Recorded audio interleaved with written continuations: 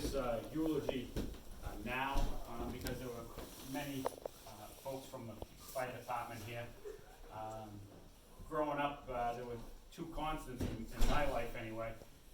One was being at a hockey rink with my dad, and the other was being at the fire station with my dad. The fire department meant everything to my dad. As I read this eulogy, my dad is probably laughing in heaven with my grandfather, because if I spent as much time with this eulogy as I did with schoolwork, I'd be a doctor right now.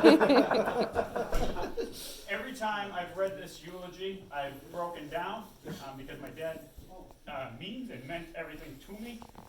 So I apologize if I have to pause, because it is touching and emotional for me. So I apologize in advance, but I wanted to do this now because the fire department is here, and that was his whole entire life. And I mentioned in it, for sure. It seems all too familiar to me to stand up here and deliver a eulogy. It was just a few months ago I lost my grandmother.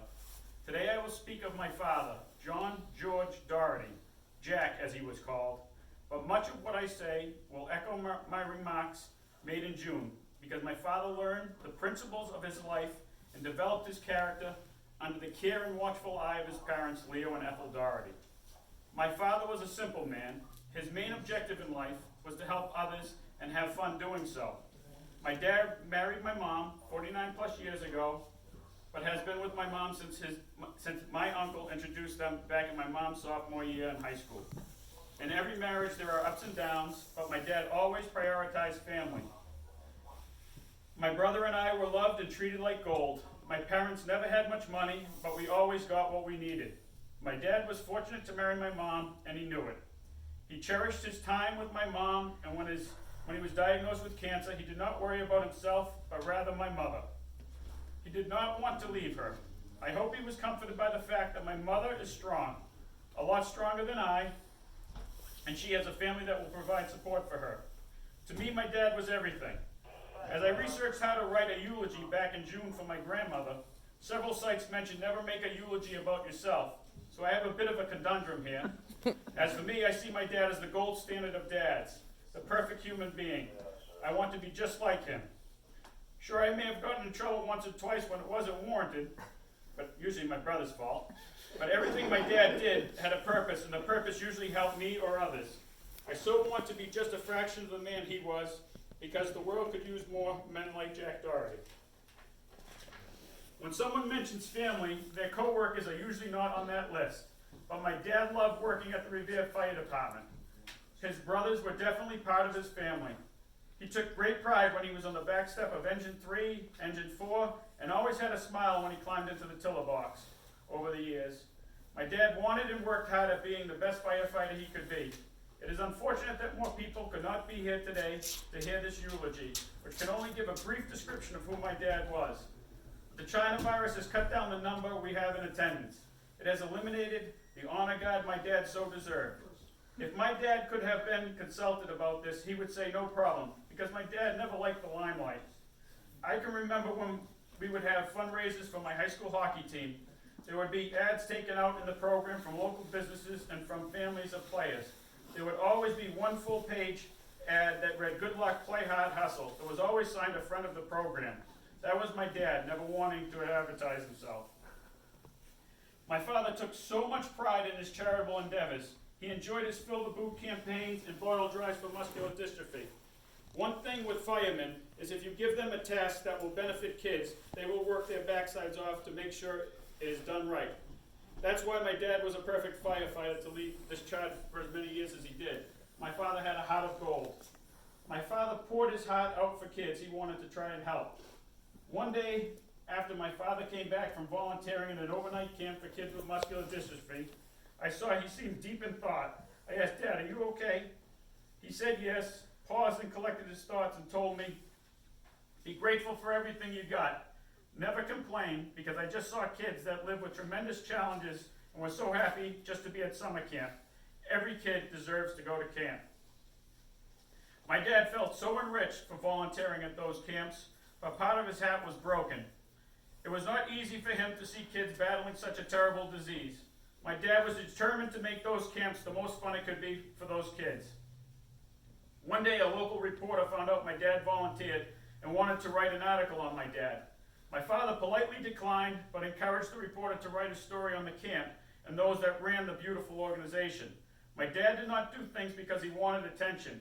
He wanted the attention to go to the cause because that was the right thing to do. That's what firefighters do. My dad was very proud of the fact that he won the Massachusetts Firefighter of the Year award. He would talk about it all the time. He was always joking around about it, but he always downplayed it in some ways. On a family vacation in Rocky Mountain National Park, we came across a ledge at the highest point of the park. I witnessed people getting knocked off their feet and running for cover. My dad pulled over and never flinched. I had not realized he saw a woman, Miss Ferris, lying on the ground. She had just been struck by lightning. I had never seen my dad run so fast to her. He worked on Miss Ferris for a long time with lightning and high winds all around him. With the weather being what it was, no helicopter could land. Advanced EMS took some time to get there. The scene could have come from a movie, but this was real, and this is what my dad did. I was so proud of him. Saving lives was not the only thing my dad was good at. Having coached Little League for many years, he was an unbelievable coach to youngsters. He loved baseball. I would call my dad daily when I would call him during baseball season. The conversation usually centered on baseball. I always got a kick out of how he would ask me questions like, do you think they should have pinched hit for Jack Bradley in the ninth? He would have all these stats in his head, reciting them to me. My response was always something like, Dad, I don't care. The game went 14 innings and I only got 3 hours sleep and had to work the next morning. I just wanted someone to win so I could go home. My dad was always in shock but would tell me anyway who and why he would pinch hit for him for. My dad was the smartest person I know. He loved watching Jeopardy and Who Wants to Be a Millionaire. I am biased, but I never saw anyone better at either game. This is where it gets a little emotional. For me to say goodbye to my dad today, I can't explain how sad it is. My dad is my best friend and my hero. He has left me too early. I'm simply crushed. I believe in my faith and I've prayed and cried every night while he battled cancer. Yet he still died. How is it possible? It is difficult to ask questions to yourself about your faith in death.